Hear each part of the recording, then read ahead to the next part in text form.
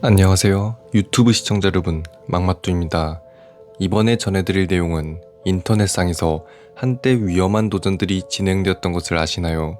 그 중에는 유명한 아이스 버킷 챌린지도 있지만 몇 개의 도전들은 안타까운 일을 만들어내기도 했습니다. 첫 번째, 세상에서 제일 신사탕, 워헤드 익스트림 사탕 도전. 이 사탕은 이 세상에서 제일 신 사탕이고 사탕에 사용된 재료에는 고농도의 산이 포함되어 있습니다.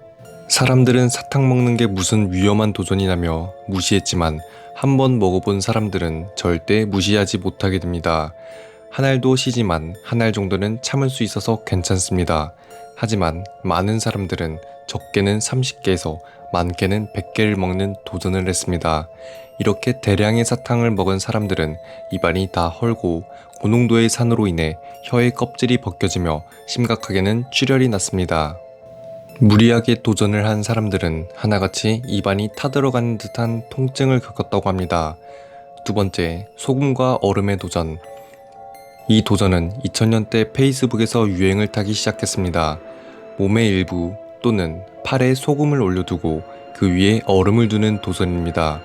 소금과 얼음의 화학 반응은 얼음의 온도를 최대 영하 28도까지 내리는 반응을 일으킵니다.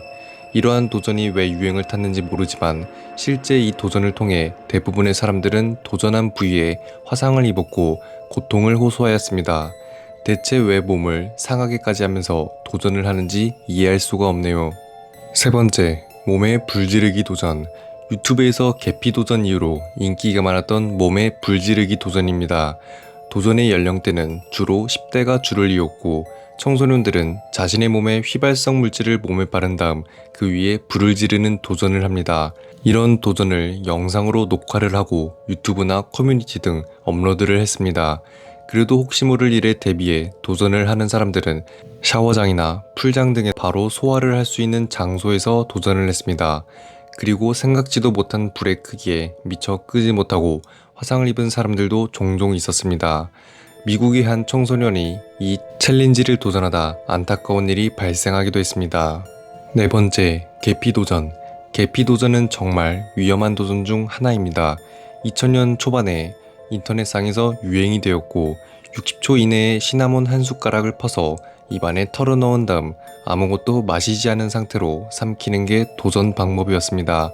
수많은 사람들이 도전을 했고 도전한 모든 사람들이 기침을 하며 목이 메어 다 뱉어냈죠. 이러한 도전은 폐에 손상을 입히고 계피가 기도를 막아 호흡곤란 상태까지 만들어냅니다.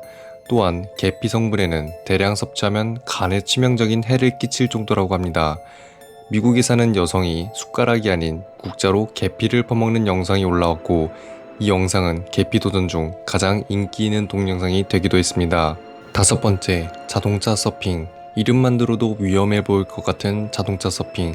이 도전 행위는 차량 지붕 위에 올라가 아무런 장비도 착용하지 않고 자동차로 서핑을 타는 것입니다.